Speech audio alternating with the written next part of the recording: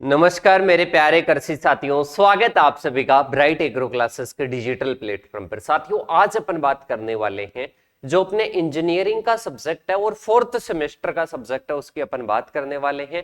और ये लेक्चर अपना फर्स्ट रहने वाला है और इसमें अपन बात करें तो कहीं ना कहीं अपने को एनर्जी सोर्सेस के बारे में पढ़ना है, एनर्जी के बारे में पढ़ना है कि सर ये अपन क्यों पढ़ रहे हैं।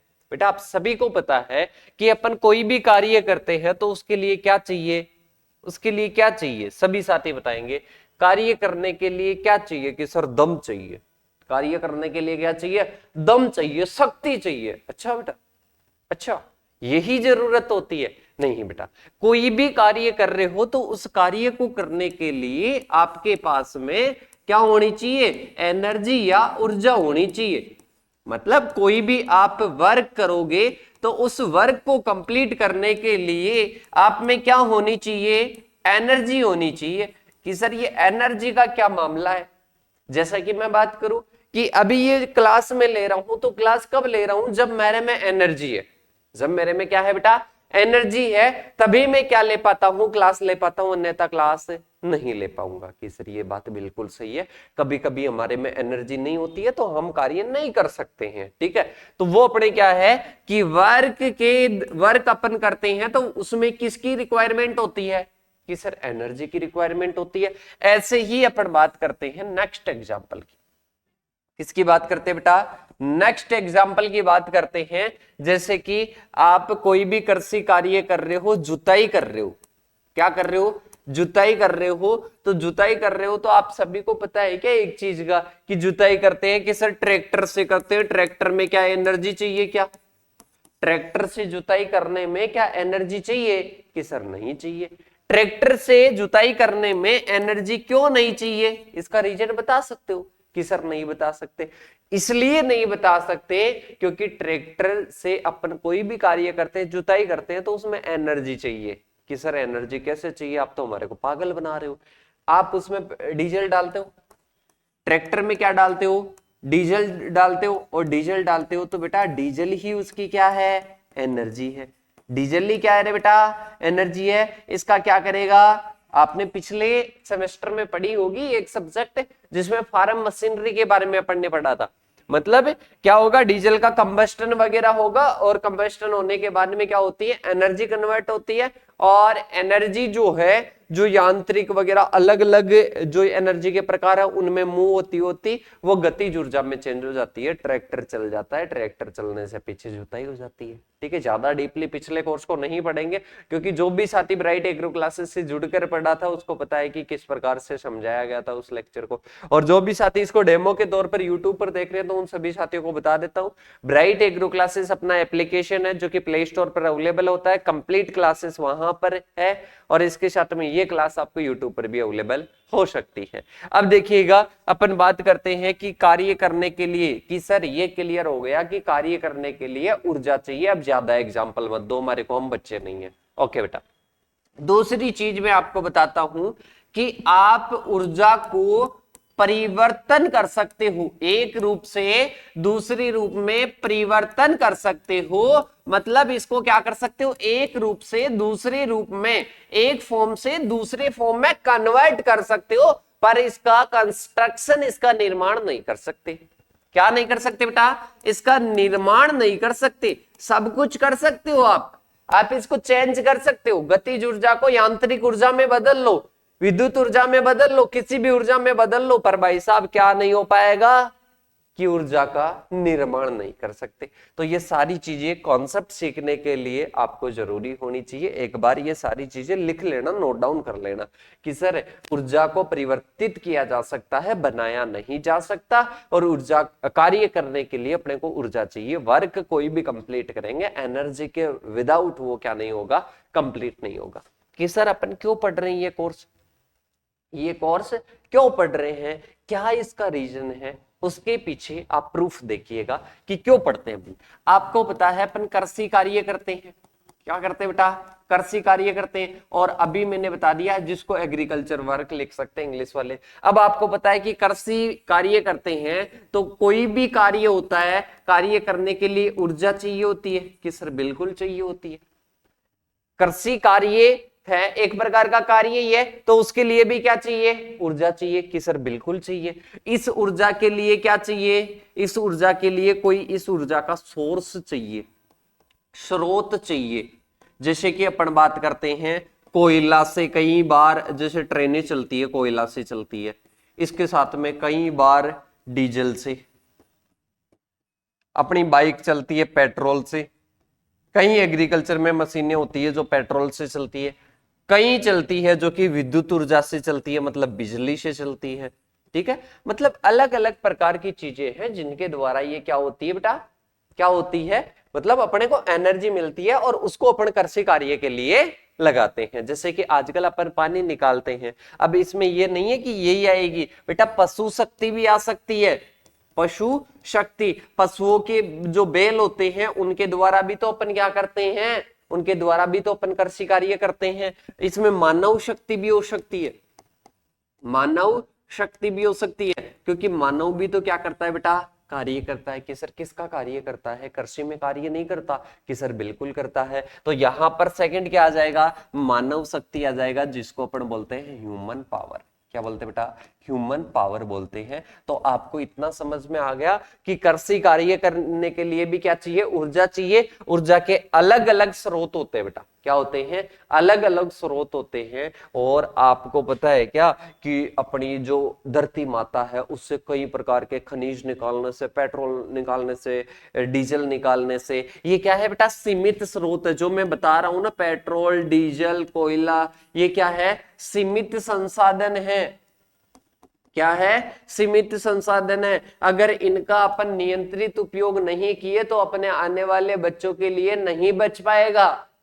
अपने आने वाले बच्चे, जो आने वाली पीढ़ियां हैं, वो इनका यूज नहीं कर सकेगी। कि सर क्यों नहीं कर सकेगी, क्योंकि ये तो लिमिटेड सोर्स है। क्या है बेटा, लिमिटेड सोर्स है, इसलिए क्या नहीं कर पाएगी, इसलिए क्या नहीं कर पाएगी, कि सर यूज नहीं कर पाएगी। अब आपको पता है कि प्रकृति से ये चीजें अपने को मिलती है, और जब अपन प्रकृति के साथ में छेड़छाड़ करते हैं तो प्रकृति के साथ में छेड़छाड़ करने के कुछ तो अपने ऊपर आरोप लगते होंगे, कुछ तो नुकसान होते होंगे। कि सर बिल्कुल हो रहे हैं। अभी देखते हैं कि टेम्परेचर बहुत ज्यादा, अभी तो गर्मी शुरू हुई है, बहुत ज्यादा टेम्परेचर, ऐसी के बिना क्लास रिकॉर्ड नहीं होती, क्योंकि इधर से बोर्ड हिट देता है और ऊपर से गर्मी भाई साहब। अब इसमें क्या नहीं हो पाती है, क्लास नहीं हो पाती है। साथियों को बोला था कि क्लास बेटा जल्द आ जाएगी, पर नहीं आ पाई, क्योंकि अभी लाइट का इश्यू चल रहा है, आसपास में बहुत ज्यादा लाइट की खपत हो रही है। तो लाइट का लोड बढ़ने के कारण लाइट क्या होती है, कम हो जाती है। ठीक है, अब इसी के साथ में मैं इसी एग्जांपल से बता देता हूं कि लाइट बेटा, लाइट कम आती है। ठीक है, अब इसमें आजकल तो प्रकृति से सारी चीजें मिल रही है, जैसे सोलर एनर्जी है, अब सौर ऊर्जा है। सौर ऊर्जा कभी खत्म होगी क्या, सूर्य का प्रकाश कभी खत्म होगा क्या। अब इस सूर्य के प्रकाश को चेंज कर दिया जाता है एनर्जी में, और इसके द्वारा आप विभिन्न प्रकार के कार्य कर सकते हो। आप गाड़ी चला सकते हो, विद्युत ऊर्जा से चला सकते हो क्या बेटा, डीजल से ही चला रहे हो। विद्युत इलेक्ट्रिकल साधन भी तो आ गए, उनका यूज नहीं कर रहे, क्योंकि डीजल पेट्रोल लेना। अब बेटा वो प्रदूषण बढ़ा रहे हैं, प्रदूषण बढ़ाने से कहीं ना कहीं जो अपने ग्लोबल वार्मिंग हो रही है, टेम्परेचर बिगड़ रहा है, प्रकृति का संतुलन बिगड़ रहा है, बहुत सारी चीजें बिगड़ रही है। तो ये सब्जेक्ट तो बहुत कुछ अपने को सिखाती है कि भाई साहब अब आप रिन्यूएबल, मतलब जो जिनको अपन दोबारा से बना सकते, ऐसे सोर्सेस प्रयोग करो, रिन्यूएबल सोर्सेस को प्रयोग करो। जैसे कि सौर ऊर्जा का प्रयोग कर रहे हो, और विभिन्न प्रकार के एग्जांपल मैं दूंगा। मतलब जो अपने पास में सीमित है और जो कहीं ना कहीं अपनी प्रकृति के साथ में खिलवाड़ कर रहे हैं, भाई साहब उन पर ज्यादा अत्याचार मत कीजिए, उन पर ज्यादा अत्याचार मत कीजिए, वरना बुरा हो जाएगा। अभी तो टेम्परेचर बहुत कम बढ़ रहा है, धीरे धीरे और भी ज्यादा इंक्रीज होने वाला है। इस प्रकार से ये प्रकृति अपने से गुहार लगाती है, और इसी गुहार को समझते हुए साइंटिस्ट ने क्या कर दिया, ये सब्जेक्ट ऐड कर दिया, जिसका नाम है रिन्यूएबल एनर्जी, और इसके साथ में नॉन रिन्यूएबल एनर्जी और एनर्जी के सोर्सेस, इंपॉर्टेंस, ये सारी चीजें अपन इसमें पढ़ेंगे। तो मेरे हिसाब से आपको समझ में आ गया होगा। अब माइंड कहीं ना कहीं एक्टिवेट हो गया कि सर ये चीजें हमारे को पढ़नी थी, हमारे को पहले बता देते, हम इतने से लेक्चर में सारी चीजें समझ गए। नहीं बेटा, सारी चीजें और भी इजी लेवल में मैं समझाने की कोशिश करूंगा, आपको बिल्कुल भी रटने की आवश्यकता नहीं है। 1 बाय 1 जो सब्जेक्ट में नहीं पढ़ा रहा हूं वो भी मैं जल्द आपको समझाने वाला हूं, वो भी रिवीजन के तौर पर। तो धैर्य बना के रहिएगा और चलते हैं अब आगे की ओर। यहां तक कंप्लीट है, यहां तक कंप्लीट है कि क्यों पढ़ने लगे अपनी सब्जेक्ट को। अब आते हैं सबसे पहले 1 बाय 1। इसमें आता है ऊर्जा, एनर्जी क्या है बेटा, एनर्जी क्या है? तो एनर्जी क्या है? ऊर्जा कार्य करने या परिवर्तन लाने की क्षमता। अगर आपको पूछ ले कि एनर्जी किसे कहते हैं, energy refers to capacity to do work, मतलब कार्य करने की क्षमता। कार्य करने की क्षमता ही क्या है रे बेटा? कार्य करने की क्षमता ही क्या है कि सर एनर्जी है। क्या है? एनर्जी है या ऊर्जा है। तो पहले एनर्जी की डेफिनेशन याद रखना, ऊर्जा की कार्य करने की क्षमता ही क्या कहलाती है? एनर्जी कहलाती है। इसके बाद में आता है ऊर्जा विभिन्न रूपों में पाई जाती है। कोई तापीय ऊर्जा होती है, तापीय ऊर्जा का मतलब है अपन क्या होते हैं, अपने पास में आती है ना, जैसे कि अपन बात करते हैं जो धूप अपन जिसको बोलते हैं, जो अपने सूर्य का प्रकाश होता है उसको अपन बोल सकते हैं। इसके साथ में यांत्रिक ऊर्जा, जो खींचने वाली ऊर्जा होती है ना, वो वाली आ जाएगी। विद्युत ऊर्जा, बिजली जिसके अपन हाथ लगाते ही झटका लगता है ना बेटा, ये भी चल रहा है, किससे चल रहा है? विद्युत ऊर्जा से चल रहा है। इसके साथ में रासायनिक ऊर्जा, केमिकल एनर्जी भी होती है। नाभिकीय विखंडन के द्वारा जो ऊर्जा प्राप्त होती है वो नाभिकीय ऊर्जा होती है। मतलब अब आपको देखना है कि ये तो हो गया कि ऊर्जा क्या होती है, कार्य करने की क्षमता होती है, पर ऊर्जा के कई प्रकार होते हैं, जिसमें अपन बात करते हैं तापीय, यांत्रिक, विद्युत और रासायनिक और नाभिकीय ऊर्जा होती है। फिर आता है, यहीं पर वो लाइन लिख लेना जो मैंने बताई कि ऊर्जा को परिवर्तित किया जा सकता है, बनाया नहीं जा सकता है। इसके बाद में आता है कृषि क्षेत्र में, एग्रीकल्चर में पढ़ रहे हैं तो कृषि क्षेत्र में मशीनरी चलाने के लिए की एनर्जी की कहां पर रिक्वायरमेंट होती है? तो कोई भी मशीन चलानी है तो उसके लिए एनर्जी चाहिए। सिंचाई करनी है उसके लिए एनर्जी चाहिए, प्रोसेसिंग करनी है उसके लिए एनर्जी है, इसके साथ में कटाई करनी है, गहाई करनी है, इसके लिए मदद के लिए अत्यधिक महत्वपूर्ण है। तो एग्रीकल्चर के सेक्टर में मशीन चलाने, सिंचाई करने, प्रोसेसिंग करने, कटाई गहाई करने, इनके लिए किसकी जरूरत होती है बेटा? ऊर्जा की जरूरत होती है। किसकी जरूरत होती है बेटा? ऊर्जा की जरूरत होती है। तो ध्यान रखिएगा कि कृषि क्षेत्र में मशीन चलानी है, सिंचाई करनी है, प्रोसेसिंग करनी है, कटाई करनी है, गहाई करनी है, तो इनके लिए कहीं ना कहीं एनर्जी की रिक्वायरमेंट होती है। इसके बाद में आता है नेक्स्ट, एनर्जी सोर्सेस। मतलब ये ऊर्जा अपने को इन कार्यों के लिए चाहिए, जैसे मशीनरी चलाने के लिए, सिंचाई करने के लिए, कटाई गहाई करने के लिए, प्रोसेसिंग करने के लिए। तो ये ऊर्जा कहां से आती है? इस ऊर्जा के स्रोत क्या क्या है, सोर्स क्या क्या है? तो देखिएगा, सबसे पहले ऊर्जा स्रोत वे प्राकृतिक संसाधन या प्रक्रियाएं हैं जो ऊर्जा के उत्पादन के लिए आवश्यक कच्चा माल प्रदान करते हैं। अब ऊर्जा का स्रोत और कच्चा माल की सर कहां से ये रिलेशन आ गया? सूर्य प्रकाश भेज रहा है, क्या प्रकाश ऊर्जा है? सूर्य अपने पास में क्या भेज रहा है? सूर्य का जो प्रकाश है वो अपने पास में आ रहा है, क्या वो अपने फाइनली वो ऊर्जा है, उससे आप क्या कर सकते हो? उससे आप ये बोर्ड चला सकते हो, पैनल चला सकते हो कि सर नहीं चला सकते? उससे आप कैमरा चला सकते हो कि सर नहीं चला सकते? तो बेटा इसका रीजन ये है कि ये कच्चा माल है। ये क्या है बेटा? कच्चा माल है। ये रिक्वायरमेंट अपने को होती है। अब जैसे अपने पास में सोलर प्लेटें हैं, अब कच्चा माल आएगा, सोलर प्लेटों से टकराएगा और उससे ऊर्जा विद्युत ऊर्जा में कन्वर्ट कर देगा। मतलब सोलर प्लेटें उस कच्चे माल को प्रयोग करके, मतलब सूर्य के प्रकाश को यूज करके वो कन्वर्ट कर देगी विद्युत ऊर्जा में। तो ये अपने क्या होता है बेटा कि ऊर्जा क्या होते हैं? ऊर्जा स्रोत वे प्राकृतिक संसाधन प्रक्रियाएं होती है जो कि ऊर्जा उत्पादन के लिए कच्चा माल प्रदान करती है। क्या करती है बेटा?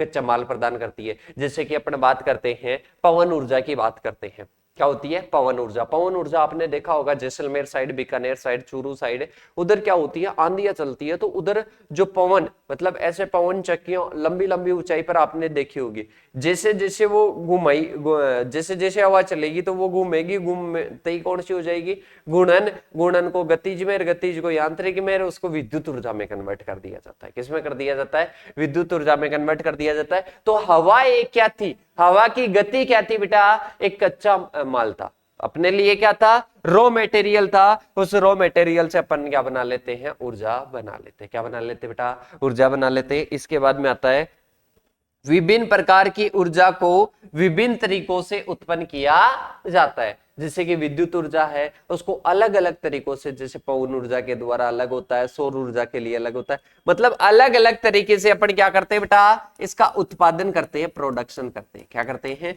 उत्पादन करते हैं। तो ये क्लियर है आप सभी के लिए कि मैं क्या कहना चाह रहा हूं? सबसे पहले कि ऊर्जा के क्या होते हैं? अलग अलग रूप होते हैं, और इसके साथ में ही अपने कृषि क्षेत्र में, एग्रीकल्चर सेक्टर में अलग अलग रूप से ये काम में आती है, और इसके साथ में ही एनर्जी के सोर्सेस अलग अलग होते हैं, और इसके साथ में ही अपन बात करें कि रॉ मटेरियल अवेलेबल करवाता है। क्या करवाता है? रॉ मटेरियल अवेलेबल करवाता है। और इस रॉ मटेरियल को क्या कर दिया जाता है? जैसे कि सूर्य का प्रकाश है, सूर्य का प्रकाश जैसे ही सोलर प्लेटों पर टकराएगा, टकराने से उसको कन्वर्ट कर दिया जाएगा, उसको कन्वर्ट कर दिया जाएगा किसमें? विद्युत ऊर्जा में। तो सूर्य का प्रकाश क्या था? कि सर रॉ मटेरियल था। उस रॉ मटेरियल से अपन ने क्या बना ली? उससे अपन ने ऊर्जा का निर्माण कर लिया। तो ये अपने हो गया। इसके बाद में आती है जो अपने अलग अलग प्रकार की एनर्जी होती है, जैसे कि अपन ने बात की कि अलग अलग प्रकार की क्या होती है? एनर्जी होती है, जिसमें सबसे पहले आता है थर्मल पावर या तापीय ऊर्जा, जिसको बोलते हैं। कौन सी आ जाएगी? थर्मल ऊर्जा, या इसके साथ में ही तापीय ऊर्जा अपन इसको बोल सकते हैं। ये कहीं ना कहीं तापीय, तापीय किस सबसे बना है? कि सर ताप सबसे बना है, टेम्परेचर सबसे बना है, तो कहीं ना कहीं इसी से क्या होगा? रिलेट करेगा। तो देखिएगा, ऊर्जा कोयला, तेल, प्राकृतिक गैस जैसे जीवाश्म ईंधनों को जलाकर, जलाने से क्या होगा? ताप होगा, मतलब तापीय, तापीय ऊर्जा हो जाएगी। जैसे कि बात करते हैं ऊर्जा के लिए, अपन बात करते हैं कोयला है, तेल है, इसके अलावा प्राकृतिक गैस है, इनका क्या किया जाता है? कंबस्टन किया जाता है, इनका दहन किया जाता है। दहन के बाद में क्या होता है? दहन से कहीं ना कहीं ऊर्जा प्राप्त होती है। दहन से क्या होती है बेटा? ऊर्जा प्राप्त होती है, और उसी को अपन क्या कहते हैं? तापीय ऊर्जा कहते हैं। क्या कहते हैं? तापीय ऊर्जा कहते हैं। इस दहन से भाप उत्पन्न होती है, और जनरेटर से जुड़ी टर्बाइनों को क्या करती है? चलाती है। अब ध्यान से समझ लेना पूरी चीजें। जैसे कि मैं बात करता हूं, ये अपने पास में कोई सिलेंडर है, ठीक है, पिछले क्लास में पढ़ा होगा। ये अपने पास में कोई सिलेंडर है, इस सिलेंडर में क्या होता है? दहन होता है। तो इसमें जो पिस्टन है, पिस्टन ऊपर से नीचे की ओर गति करेगा, ऊपर से नीचे की ओर गति करेगा, और फिर ये क्या होगी? ये कनेक्टिंग रोड की सहायता से जुड़ी हुई, जो भाप आएगी वो भाप दबाव डालेगी, दबाव डालते ही क्या हो जाएगी? गतिज ऊर्जा। गतिज ऊर्जा घूर्णन ऊर्जा में कहीं ना कहीं चेंज हो जाती है। मतलब एक रूप से कनेक्टिंग जो रोड होती है उसकी सहायता से एक रूप से दूसरे रूप में ये परिवर्तित होकर अपने, जैसे कोई भी साधन को चलाना है, पानी निकालना है सिंचाई के लिए, तो वो सारी क्रियाएं अपन क्या कर लेते हैं? कंप्लीट कर लेते हैं। तो इसको बोलते हैं तापीय ऊर्जा, थर्मल पावर बोला जाता है। इसके बाद में आता है रिन्यूएबल सोर्सेस। रिन्यूएबल सोर्सेस का मतलब है बेटा, जिनको आप रिन्यू कर सकते हो। जैसे कि सूर्य का प्रकाश डेली आता है, जो अपने पवन वेग होती है, मतलब अपन बात करें विंड एनर्जी होती है, वो क्या होती है? रिन्यूएबल होती है, उसको रिन्यू कर सकते हो। मतलब सूर्य का प्रकाश डेली आ जाएगा, हवा की गति भी चलती रहती है, तो वो ये क्या है? रिन्यूएबल है। तो देखिएगा, अपन बात करते हैं ऊर्जा को नवीनीकरणीय स्रोतों, जैसे कि सूर्य हो गया, वायु हो गया, जल हो गया, भूतापीय उष्मा हो गई, इनको क्या कर सकते हैं? अपन प्राप्त कर सकते हैं। मतलब ये रिन्यूएबल होते हैं, इनको अपन रेगुलर प्राप्त कर सकते हैं। इनको ऐसे नहीं कि ये खत्म हो जाएंगे एक दिन, और मतलब इनको अपन रिन्यू कर सकते हैं, खत्म नहीं होंगे, और इनका ही ज्यादा यूज करना चाहिए। अपने को ये सब्जेक्ट यही तो कहना चाह रही है, जब रिन्यूएबल सोर्सेस अपने पास में है, तो रिन्यूएबल सोर्सेस का आप प्रयोग कीजिए। आप दूसरे सोर्सेस का प्रयोग क्यों कर रहे हो, जिनको अपन दोबारा बना ही नहीं सकते? वो अपने कहीं ना कहीं प्रकृति को नुकसान पहुंचा रहे, जैसे कि कोयला, तेल वगैरह, ये चीजें नहीं है इसमें। इसके बाद में आता है न्यूक्लियर पावर। कौन सी आती है बेटा? नाभिकीय ऊर्जा बोलते हैं जिसको। देखिएगा, नाभिकीय अभिक्रियाओं के माध्यम से ऊर्जा उत्पन्न होती है। कोई भी आप नाभिकीय अभिक्रिया करवाओगे और उससे क्या होगी? एनर्जी उत्पन्न होगी, और जिससे परमाणु परमाणु के नाभिक को विभाजित, मतलब जिसको अपन बोलते हैं नाभिकीय विखंडन, संयोजित करते हैं, तो नाभिकीय संलयन किया जाता है। और जिससे अत्यधिक मात्रा में जब भी अपन नाभिक को क्या करते हैं? संयोजित करते हैं और विखंडित करते हैं, तब क्या होती है? अपने को ऊर्जा प्राप्त होती है। क्या होती है? ऊर्जा प्राप्त होती है, एनर्जी प्राप्त होती है। उसको अपन नाभिकीय ऊर्जा कहते हैं। क्या कहते हैं बेटा? नाभिकीय ऊर्जा करते हैं। इसके बाद में आता है केमिकल रिएक्शन। केमिकल रिएक्शन को क्या बोलेंगे? रासायनिक अभिक्रियाएं। रासायनिक अभिक्रियाएं बोलेंगे। रासायनिक अभिक्रियाओं से भी क्या होता है? ऊर्जा प्राप्त होती है। क्या होती है बेटा? रासायनिक अभिक्रियाओं से भी क्या होती है? ऊर्जा प्राप्त होती है। जिसमें सबसे पहले बात करते हैं, ऊर्जा रासायनिक अभिक्रियाओं के माध्यम से उत्पन्न की जा सकती है। जैसे कि ईंधन को अपन दहन करें तो उष्मा अपने को प्राप्त होती है और प्रकाश ऊर्जा निकलती है। तो इससे अपने को क्या होती है? Chemical reaction. जब भी अपन कुछ भी दहन करेंगे, कंबस्टन करेंगे, केमिकल रिएक्शन करवाएंगे, तो इससे भी अपने को क्या होती है? एनर्जी प्राप्त होती है। फिर आती है मैकेनिकल, यांत्रिक ऊर्जा। यांत्रिक प्रक्रिया के माध्यम से उत्पन्न की जा सकती है, जैसे कि जल विद्युत संयंत्रों में टरबाइन की गति, पवन टरबाइनों की गति, घूमना वगैरह, इससे यांत्रिक ऊर्जा। अब ध्यान से समझ लेना इसको, लास्ट वाले को। अभी इसमें क्या होता है? जैसे कि अपन बात करते हैं, जैसे कोई टरबाइन लगा हुआ है, या ऐसे मान लो कि विंड एनर्जी के लिए क्या लगे हैं? पंखे लगे हुए हैं ऊपर और लंबी मात्रा में, आपने देखे होंगे मेरे हिसाब से। अब वो क्या होते हैं? जैसे ही वो घूमते हैं, एक बार मैं दिखा देता हूँ बेटा आपको। क्या लगता है इसमें? कुछ भी नहीं लगेगा। सारे सोर्सेस अपने पास में है, तो उनका अपन क्या कर लेते हैं? थोड़ा सा यूज कर लेते हैं। अब इसमें सबसे पहले विंड एनर्जी, विंड एनर्जी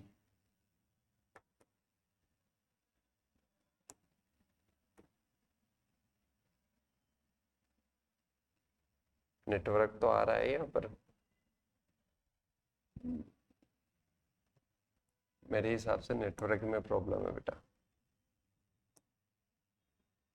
बिल्कुल नेटवर्क में प्रॉब्लम है, अन्यथा मैं अभी आपको बता देता कि इसमें क्या होता है। जैसे कि जल विद्युत आपने कोटा साइड की अगर कोई है, तो उसमें क्या होता है? यांत्रिक ऊर्जा लगती है। जैसे कि जल का तेजी से बहाव होता है, बहाव होता है, तो वहां पर कहीं ना कहीं उसको यांत्रिक ऊर्जा में क्या कर दिया जाता है? कन्वर्ट कर दिया जाता है, और उससे अपन विद्युत बना सकते हैं। उससे क्या बना सकते हैं? विद्युत बना सकता है। आपने देखा होगा कि विभिन्न प्रकार की जो नदियां हैं, बड़ी बड़ी नदियां, वहां पर विद्युत का उत्पादन किया जाता है। वो कहीं ना कहीं मैकेनिकल एनर्जी के द्वारा ही किया जाता है। तो ये आपका क्लियर होता है। इसके बाद में आता है नेक्स्ट अपने, और नेक्स्ट आ जाएगा classification of the energy. Energy का क्लासिफिकेशन की सर, एनर्जी का क्लासिफिकेशन कैसे? एनर्जी का क्लासिफिकेशन है जैसे कि उसको अपन यूज करने के आधार पर देखें, तो इसमें क्या आता है? On the basis of usability. तो इसमें आता है पहले तो प्राइमरी एनर्जी सोर्सेस, फिर आता है सेकेंडरी एनर्जी सोर्सेस, फिर आता है on the basis of transaction. Transaction का मतलब है कि लेन देन के आधार पर, लेन देन के आधार पर। इसके साथ में ही इसमें आता है कॉमर्शियल एनर्जी, और इसके साथ में नॉन कॉमर्शियल एनर्जी। फिर आती है on the basis of energy storage और जनरेशन, मतलब जिनको अपन जनरेट कर सकते हैं, मतलब रिन्यूएबल और नॉन रिन्यूएबल आ जाएगा, रिन्यूएबल नॉन रिन्यूएबल आ जाएगा। फिर आता है on the basis of traditional use. इसमें आ जाती है कन्वेंशियल एनर्जी, मतलब पारंपरिक, और नॉन कन्वेंशियल, मतलब जो कि पारंपरिक नहीं है। अब वन बाय वन समझेंगे बेटा। अब इसमें कोई बड़ी बात नहीं है कि सर बहुत सारी चीजें डिफिकल्ट है जो हमारे को समझ में नहीं है, ये सारी चीजें समझ में आ जाएगी बेटा। और आज गर्मी बहुत ज्यादा है बेटा। देखिएगा, सबसे पहले अपन बात करते हैं on the basis of usability. Usability के आधार पर दो प्रकार से डिवाइड कर दिया गया, एक प्राथमिक है और एक क्या है? द्वितीयक है। इसमें सबसे पहले बात करते हैं, ये प्राथमिक ऊर्जा स्रोत आ गया, ये द्वितीयक ऊर्जा स्रोत आ गया। प्राथमिकी और प्राइमरी एनर्जी सोर्सेस की बात करते हैं, तो प्राथमिक ऊर्जा स्रोत वे होते हैं जो सीधे प्रकृति से प्राप्त होते हैं और अपने मूल रूप में होते हैं, मतलब प्राइमरी। जैसे कि अपन बात करें कि बेटा आपके कांटेक्ट में जैसे सबसे पहले क्या आया कि सबसे पहले आप मेरे को प्राइमरी और सेकेंडरी सोर्स की बात करें अपने मिलने की, तो आपके प्राइमरी सोर्स क्या रहेगा? प्राइमरी अगर सोर्स है, जैसे कि आप मेरे से डायरेक्ट मिले तो प्राइमरी हो गया, इसके साथ में सेकेंडरी मतलब आप किसी के जरिए मेरे से मिले तो वो क्या होता है? सेकेंडरी। तो एनर्जी अगर अपने को डायरेक्ट मिलती है, डायरेक्ट उसी के द्वारा मिलती है तो वो डायरेक्ट सोर्स हो गया, और इनडायरेक्ट मतलब किसी के द्वारा मिलती है, वो मीडिएटर बीच में आ जाता है, तो उसको क्या बोलते हैं? उसको बोलते हैं भाई साहब सेकेंडरी। तो देखिएगा, प्राथमिक एनर्जी सोर्स वे होते हैं जो सीधे प्रकृति से प्राप्त होते हैं और अपने मूल रूप में होते हैं। कैसे होते हैं बेटा? अपने मूल रूप में होते हैं, तो ये अपने क्या आ जाते हैं? प्राइमरी एनर्जी सोर्सेस आते हैं, मतलब सीधे अपने को प्राप्त होंगे और इसके साथ में मूल रूप में रहेंगे। जैसे कि अपन बात करते हैं कोयला, कोयले की बात करते हैं, तो आप कोयले को कन्वर्ट करते हो क्या? आप एक बार ध्यान से समझना बेटा, एक बार अगर कॉन्सेप्ट के साथ में सीखना समझ जाओगे ना, मेरी वाली स्किल्स अगर समझ जाओगे, मैं जो समझाना चाह रहा हूं वो समझ जाओगे, तो आप कहीं भी मात नहीं खाओगे। अब अपन सबसे पहले बात करते हैं, जैसे कि कोयला है, तो आप कोयला को क्या पानी में भिगोते हो? नो। कोयला से चूरन बनाते हो? नो। कोयला से कुछ और क्रिया करते हो कि उसका पदार्थ, उसका मूल रूप चेंज कर देते हो? नहीं, कोयला को कोयला की तरह ही यूज किया जाता है। प्राकृतिक तेल डीजल एक्सट्रैक्ट किया जाता है, उसी रूप में होता है, कन्वर्ट नहीं करते। पर आप जो सूर्य की धूप आती है उसको उसी रूप में गाड़ी के लगा दिया, सूर्य की धूप, आजा भाई साहब आजा, टच हो जा, गाड़ी चला दे, गाड़ी चला दे, ऐसा होता है? होता है क्या? नहीं होता। तो बेटा वो क्या हो गया? वो सेकेंडरी हो गया। और कोयला हो गया, तेल हो गया, प्राकृतिक गैस हो गया, नाभिकीय जो विखंडित होता है, संयोजित होता है, उस टाइम जो निकलती है वो भी डायरेक्ट होती है, जैविक ऊर्जा होती है, सौर ऊर्जा होती है। इसके साथ में ही अपन बात करें पवन ऊर्जा, जल विद्युत, और इसके साथ में ही अपने आ जाएगी जो भू तापीय ऊर्जा है, ये कहीं ना कहीं क्या है? रिन्यूएबल है, मतलब ये क्या है? रिन्यूएबल है। और इसके साथ में ये प्राइमरी, मतलब ये मूल रूप से मिलती है बेटा, वो वाली जो सौर ऊर्जा है, सौर ऊर्जा, सौर ऊर्जा की बात करें तो वही है, मैंने आपको बताया सोर्स, कि वो सोर्स अपने को डायरेक्ट मिलता है। सेकेंडरी का एग्जांपल दूसरा आएगा, देखना। अब इसमें आता है सेकेंडरी। सेकेंडरी में अपन बात कर देते हैं, उनमें क्या कर देते हैं? रूपांतरण कर देते हैं, रूपांतरण कर देते हैं। रूपांतरण का मतलब है जैसे कि बिजली, वो तो बात अच्छी है कि अपने को सौर ऊर्जा मिलती है, क्या मिलती है? सौर ऊर्जा मिलती है, पर सौर ऊर्जा में अपने सौर ऊर्जा यहां पर एग्जाम्पल नहीं दे सकते, यहां पर अपने को एग्जाम्पल देना होगा विद्युत ऊर्जा। यहां पर कौन सा देना होगा? विद्युत ऊर्जा, क्योंकि सौर ऊर्जा के द्वारा अपन क्या करते हैं? सौर ऊर्जा के द्वारा अपन क्या करते हैं? बिजली बनाते हैं। तो विद्युत ऊर्जा क्या आ जाएगा? सेकेंडरी। मतलब सोर्स, प्राइमरी तो कौन सा हो गया? सौर ऊर्जा तो प्राइमरी है, मूल रूप ही है, इसके साथ में उसको कन्वर्ट करते हैं बिजली में, तो विद्युत ऊर्जा सेकेंडरी आ जाएगा। जैसे कि अपन बात करते हैं तो वो सारी चीजें क्या है? प्रसंस्कृत, जैसे कि अपन ने कोई भी प्राकृतिक कोई भी तेल था, उस तेल से अपन ने पेट्रोल अलग कर लिया, डीजल अलग कर लिया, प्रोपेन अलग कर लिया, मतलब कहीं ना कहीं एक्सट्रैक्ट करके और उसका रूपांतरण अपन ने कर दिया, उसका मॉडिफिकेशन अपन ने कर दिया, तो वो अपने क्या होता है? सेकेंडरी होता है। इसके बाद में आता है on the basis of transaction. Transaction का मतलब है भाई साहब लेन देन के आधार पर। किसके आधार पर होता है? लेन देन के आधार पर होता है। लेन देन के आधार पर सबसे पहला कौन सा हो जाएगा? कि सर पहला हो जाएगा commercial energy sources. Commercial energy sources मतलब वाणिज्यिक ऊर्जा स्रोत हो जाएंगे। वाणिज्यिक ऊर्जा वह ऊर्जा होती है जो बाजार में मौद्रिक लेन देन के माध्यम से प्राप्त की जाती है। मतलब पहले क्या आ जाएगा? कॉमर्शियल। अभी यहां पर पैनल चलता हुआ दिखाई दे रहा है, लाइटिंग दिखाई दे रही है, तो ये कौन सा है? ये कहीं ना कहीं कॉमर्शियल एनर्जी सोर्सेस है, मतलब मौद्रिक लेन देन के आधार पर हम प्राप्त करते हैं।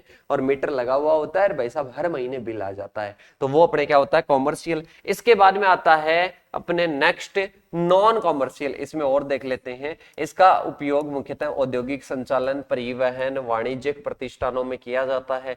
और इसके साथ में ही ऊर्जा स्रोतों की बात करें तो कोयला हो गया, तेल हो गया, प्राकृतिक गैस हो गया, ये सारी चीजें क्या है बेटा? ये सारी चीजें अपने क्या है? वाणिज्यिक ऊर्जा सोर्सेस है। अब विद्युत ऊर्जा को भी वाणिज्यिक में नहीं लिया गया। क्यों नहीं लिया गया उसका भी रीजन बताऊंगा, पर सबसे पहले देखना कि आप जाते हो पेट्रोल लेने जाते हो तो आपको पहले पैसे देने होंगे, तुरंत के तुरंत क्या देने होंगे, पैसे देने होंगे। आप कोयला लेने जा रहे हो, आप डीजल पेट्रोल कुछ भी लेने जा रहे हो, तुरंत पैसे देने होते हैं, मतलब वो क्या है बेटा, वो अपने कॉमर्शियल है। नॉन कॉमर्शियल में क्या आ जाता है, जिसे बाजार में खरीदा और बेचा नहीं जाता है, जैसे कि लकड़ी हो गया।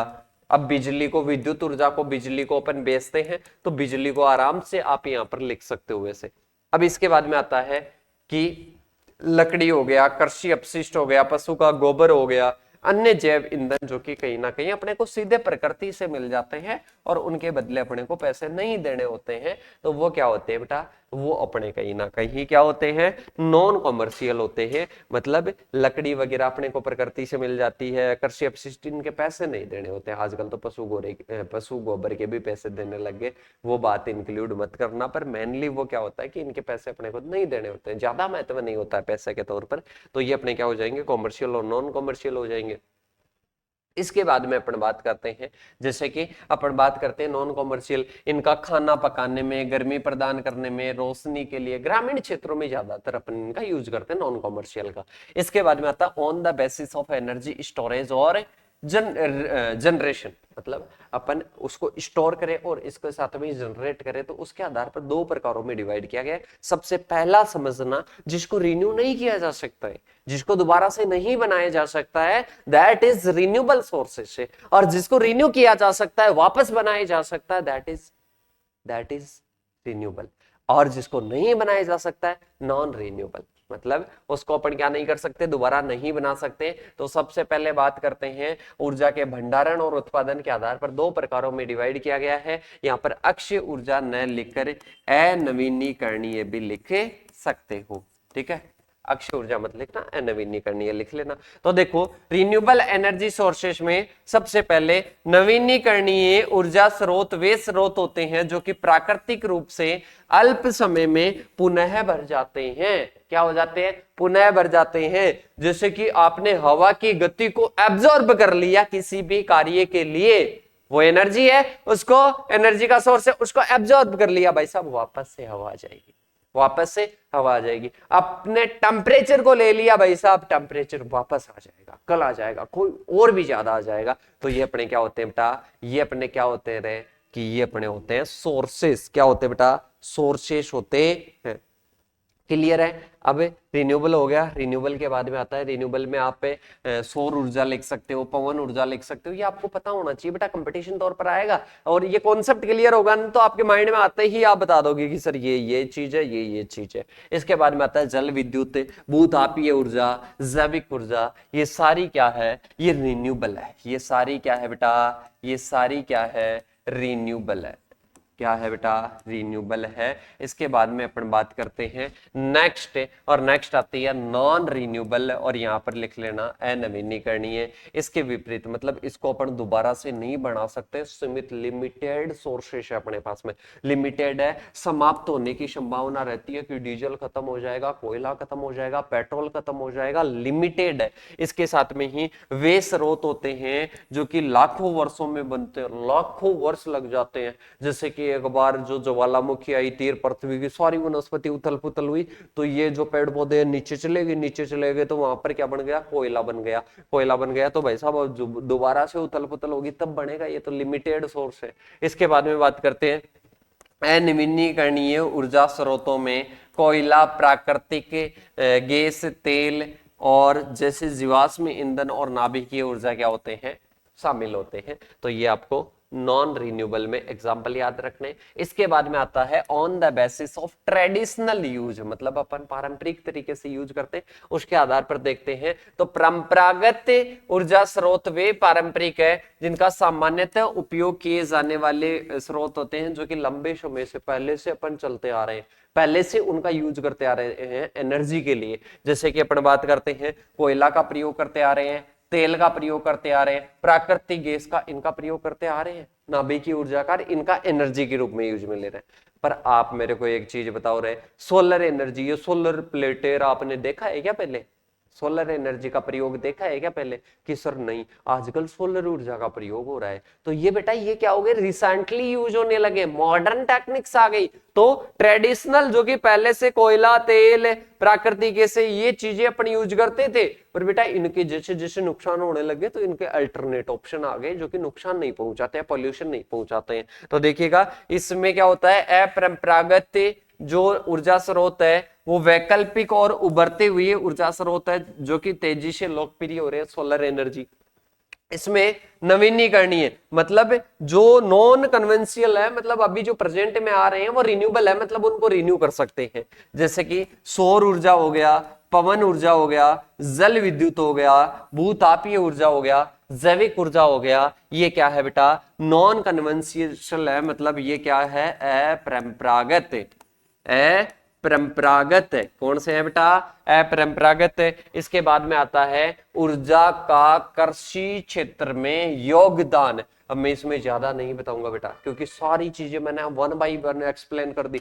मेरा खुलकर और सारे कॉन्सेप्ट समझाने का रीजन यही होता है कि कम समय में अपन क्लास को कर सके, ठीक है, क्योंकि सारे कॉन्सेप्ट क्लियर हो जाते हैं, उसके बाद में रटने वाले बच्चे तो नहीं हो, और हो भी तो धीरे धीरे आदत पड़ जाएगी। अगर मेरे साथ में क्लासेस लेते रहोगे तो धीरे धीरे आदत पड़ जाएगी कि सर के साथ में रटना नहीं है, हमारे को समझना है, हमारे को क्या करना है, समझना है। और ऐसा ही कॉन्सेप्ट क्लियर करने वाला एग्रीकल्चर सुपरवाइजर का बैच आ चुका है, AAO का, और प्रीपीजी का फाउंडेशन बैच स्टार्ट होने को जा रहा है। उसका प्री रजिस्ट्रेशन करवाना चाहते हो तो मैसेज कर देना टीम को, और कॉन्सेप्ट क्लियर करने वाला कंप्लीट बैच होगा। इसमें सबसे पहले अपन बात करते हैं ग्रीन हाउस गैस उत्सर्जन को कम करना, mitigate the green house gas emission. अब अपन बात करते हैं, एक बार ध्यान से समझना सारी चीजें, जैसे कि CFC है, NO2 है, SO2 है, इसके साथ में ही और बात कर लेते हैं, CH4 है, इसके साथ में ही CO2 है। ये अपने को पॉल्यूशन के द्वारा देखने को मिलती है।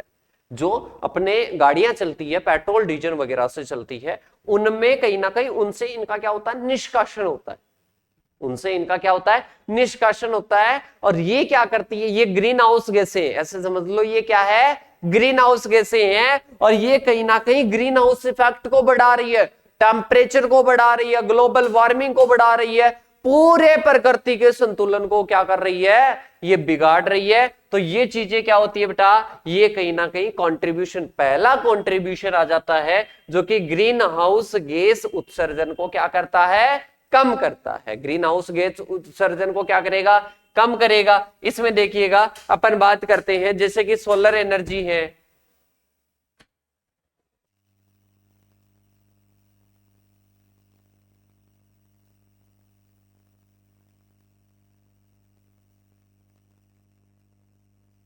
देखिएगा अब अपन बात करते हैं ग्रीन हाउस गैस उत्सर्जन को कम करना। मतलब अपन क्या करते हैं, प्रकृति से जो सारी चीजें होती है उन प्रकृति वाली चीजों को तो प्रमोट करेंगे, प्रकृति से जो मिलती है वो रिन्यू होती रहती है और उनसे कहीं ना कहीं कोई हानिकारक प्रभाव नहीं पड़ता है, उनको तो अपन क्या करेंगे बेटा, प्रमोट करेंगे। और जो कहीं ना कहीं इनको बढ़ाती है उनको कम कर रहे, मतलब दैट इज, ये करने के लिए ग्रीन हाउस गैस उत्सर्जन को कम करने के लिए अपन रिन्यूएबल एनर्जी सोर्सेज का प्रयोग करते हैं। रिन्यूएबल एनर्जी सोर्सेज का क्या करते हैं बेटा, सोर्सेज का क्या करते हैं कि सर सोर्सेज का प्रयोग करते हैं। तो पहला हो जाएगा रिन्यूएबल एनर्जी सोर्सेज।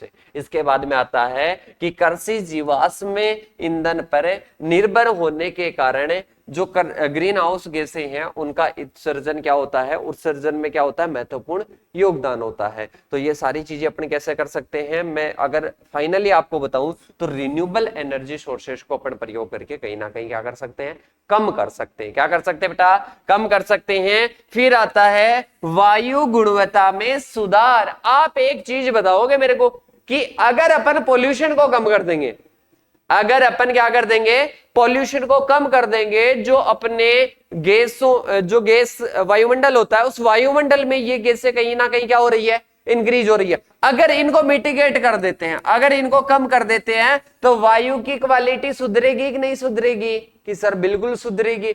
वायु की क्वालिटी को सुधारने के लिए इन गैसों का कम कर दो। जैसे कि अपन बात करते हैं, आपके हाथ में कोई भी क्या है, कोई भी सामग्री है उस सामग्री में अपन बात करते हैं तो प्योर सामग्री है, जैसे कि लड्डू है। अब लड्डू के साथ में मैं आपकी मिट्टी मिला देता हूं, उसमें क्या कर देता हूं, मिट्टी मिला देता हूं, तो भाई साहब मिट्टी उसमें क्या हो रही है, मिल रही है, ऐड हो रही है, तो वो क्या हो रही है, इम्प्योर हो रही है, वो लड्डू क्या हो रहा है अपना, इम्प्योर हो रहा है। ऐसे ही अपने पास में जो प्योर इन्वायरमेंट होता है, एटमॉस्फेयर होता है, उसमें कहीं ना कहीं इनका रेशियो बढ़ता है, और इनका रेशियो बढ़ने के साथ साथ में इनका हानिकारक प्रभाव होता है। इस हानिकारक प्रभाव को मिटिगेट करने के लिए क्या करते हैं, रिन्यूएबल एनर्जी सोर्सेस का प्रयोग करते हैं, और ये रिन्यूएबल एनर्जी सोर्सेस कहीं ना कहीं क्या करते हैं, वायु की गुणवत्ता में सुधार करते हैं। क्या करते हैं बेटा, वायु की गुणवत्ता में सुधार करते हैं।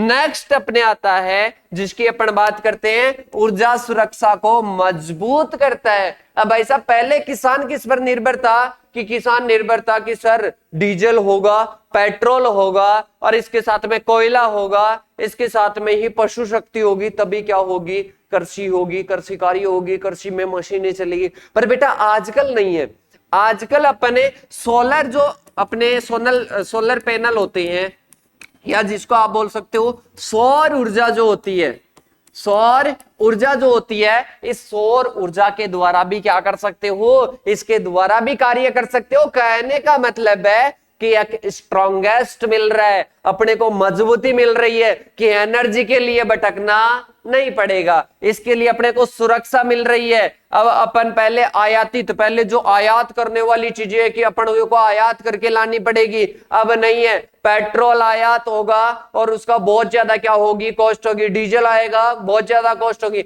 नहीं बेटा, अब क्या हो गया है, अब रिन्यूएबल सोर्सेस आ गए, उनको रिन्यू कर सकते हैं, तो कहीं ना कहीं अपने आसपास में ही वो सारी चीजें पूर्ति हो जाती है, और बहुत कम कॉस्ट के साथ में हो जाती है। तो ये क्या हो जाती है, ऊर्जा सुरक्षा मिल जाती है। क्या मिल जाती है, ऊर्जा सुरक्षा मिल जाती है। अब चलते हैं आगे की ओर। आगे आता है ऊर्जा लागत को कम करना।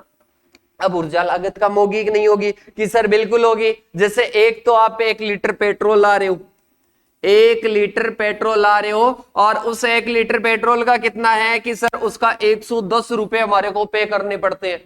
कितने करने पड़ते हैं, 110 रुपए। अब आपको कोई बोलता है क्या कि आप 110 रुपए पे करो, आपको कोई बोलता है क्या कि आप 110 रुपए पे करो? अरे बेटा अल्टरनेट ऑप्शन आपके साथ में और भी ऑप्शन है आपके साथ में, वो ऑप्शन है इलेक्ट्रिक स्कूटी आ रही है कि सर बिल्कुल आ रही है। एक दिन में आप 100 किलोमीटर चला लो उसको, एक दिन में एक बार में चार्ज करके उसको 100 किलोमीटर तक क्या कर सकते हो, भगा सकते हो, दौड़ा सकते हो। कैसे भी दौड़ा लो, 100 किलोमीटर दौड़ा लो भाई साहब, कुछ भी नहीं बिगड़ेगा। तो सबसे पहला होता है रोजगार के अवसर प्रदान करना।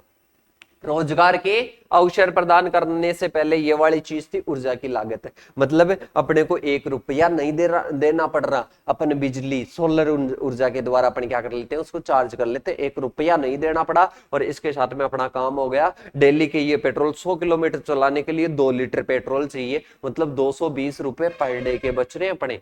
ठीक है, तो लागत कम हो रही है। इसके बाद में आता है रोजगार के अवसर। बेटा आपको पता है कि सोलर एनर्जी सोर्सेस, कोई सोलर पैनल लगाने आएगा, आपके ये सोलर वाला सिस्टम लगाने आएगा, तो वहां पर कोई तो लोग आएंगे, उनको रोजगार तो मिल रहा है। ये प्लेटें बनाने के लिए किसी को तो रोजगार मिल रहा है। तो कहीं ना कहीं क्या हो रहा है, इससे क्या हो रहा है बेटा, इससे कहीं ना कहीं जनरेट एम्प्लॉयमेंट का क्या हो रहा है, जनरेशन हो रहा है। अब इसके बाद में अपन बात करते हैं कृषि के लिए, मेनली कृषि के लिए बात करेंगे। तो कृषि क्षेत्र में नवीनीकरणीय जो उपयोग है, नवीनीकरणीय जो ऊर्जा है, उसके उपयोग के उदाहरण देखने हैं। सबसे पहले कहां पर उपयोग होता है, तो सौर ऊर्जा का उपयोग, मतलब जैसे कि अनाज सुखाने में। आपको ऐसे ही मैं एग्जांपल बताता हूं, जैसे कि आप क्या करते हो, आपकी मम्मी पापा और जैसे घर पर दादी वगैरह क्या करती है, जो गर्मी आती है, धूप आ गई, अरे बेटा धूप आ गई, आपको क्या करना, आज तो अनाज को बाहर, मतलब जब आटा पीसते हैं उससे पहले, कि आज तो अनाज को क्या करना है, सुखाना है, अनाज को सुखाना है। अनाज में कोई भी कीट वगैरह है उनको नष्ट करना है, तो नष्ट करने के लिए क्या करेंगे, बककर जाकर सूर्य की धूप में रख देंगे।